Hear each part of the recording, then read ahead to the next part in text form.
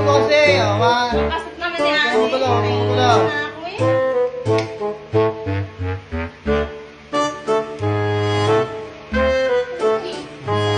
Wag na nga. Ito na, dali na.